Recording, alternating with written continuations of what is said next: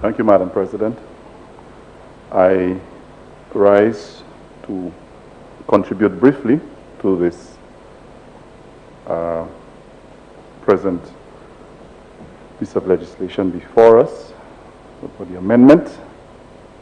I note that what is being put forward is, or being proposed, is to make an amendment to reduce the number of days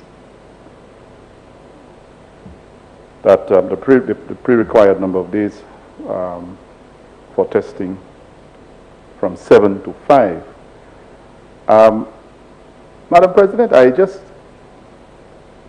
suspect, I'm getting the impression that we have adopted an approach to, whether it's in terms of the legislation or the amendments or all of the steps that we're taking in our attempts to manage this COVID situation. I am beginning to get the impression that this is sort of a piecemeal trial and error approach. And I'll say why, I'll explain why I'm saying that. Before we even decided on the 7-day period or the 7-day pre-testing period, there was discussion on that.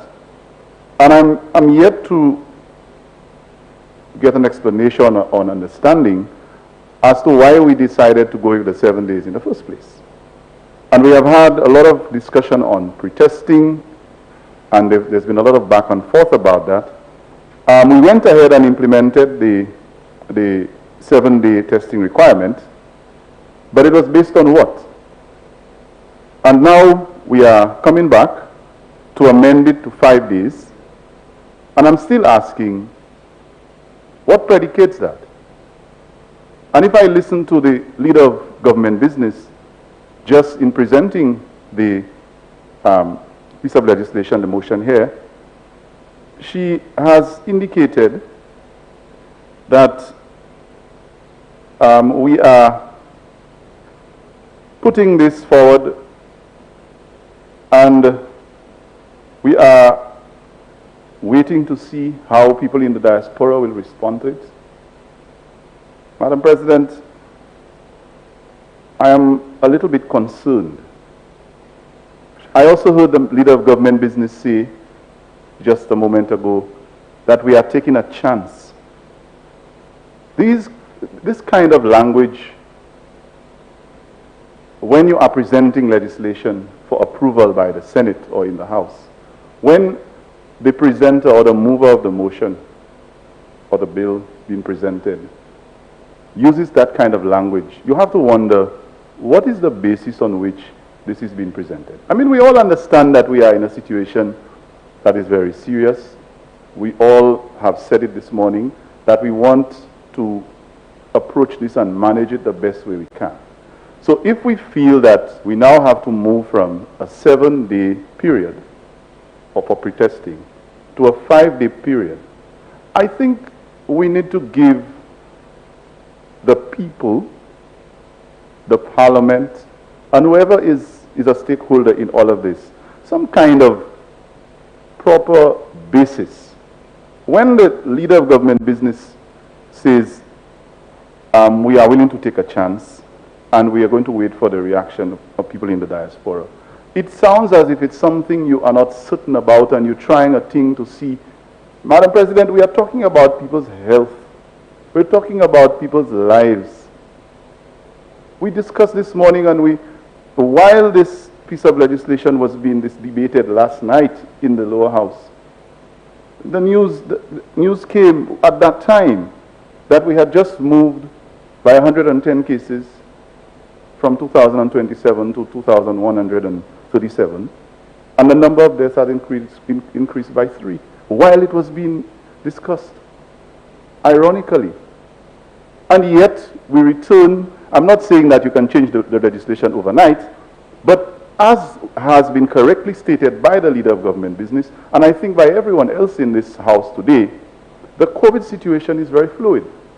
And so if it is so, we don't say that everything must be cast in stone, But when you decide to make an amendment or you make an adjustment, there has to be precise reason, and I would hope more scientifically than anything else, to base that change on. So when I hear language like wait for a reaction and take a chance, I am very, very concerned. It doesn't give me any comfort. And even if I wanted to support the move, it's almost scary. So, Madam President, in the face of all of these realities that we have just been discussing from this morning, even in the previous motion, what is it we are doing? What is it that we are doing? Again, I ask about best practice. Isn't there something, another way that we can approach this? Now, my issue is not so much about 5 days, 7 days, 3 days, because there is an argument that some countries have decided to apply the 3-day pre-testing period. For example, St. Kitts, Antigua. I am not, while I encourage best practice, I'm not going to come here and prescribe to the Parliament that this is what we must do, while we should observe and learn. I always say best practice is the way to go. But even if we do not believe that we should move from 7 days to 5 days or from 7 days to any number of days, there is a trend of thought from all of the practices that all countries are trying to reduce or to minimize the period between the time the test was taken and the time the visitor arrives at your shores. In some countries, they have decided to test upon arrival, and in some countries, they've gone to 3 days, like I mentioned. We have decided to move from 7 to 5. It's not just a statistical move, Madam President. There has to be something upon which this is predicated. And I do not know if the leader of government business will wait for the rebuttal to present it, but I have not really gotten a sense of what exactly is it based on, to give us some comfort that this is the right thing to do. And as I said, Madam President, it's not like the VAT amendment. This is an amendment that will determine whether people live or die. So this makes me very, very uncomfortable. I just hope that something will be said, that will give me a little more comfort, and not only me, but other St. Lucians.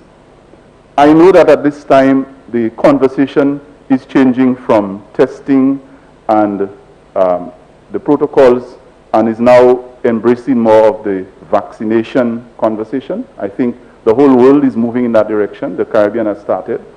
And I have, to the credit of this Honorable House and the government, I've heard mention of it. So you can see, okay, we're going in a certain direction. But when it comes to this specific amendment, I am very, very concerned, Madam President. And while we are doing that, we have people still contracting the virus. I hope nobody died today.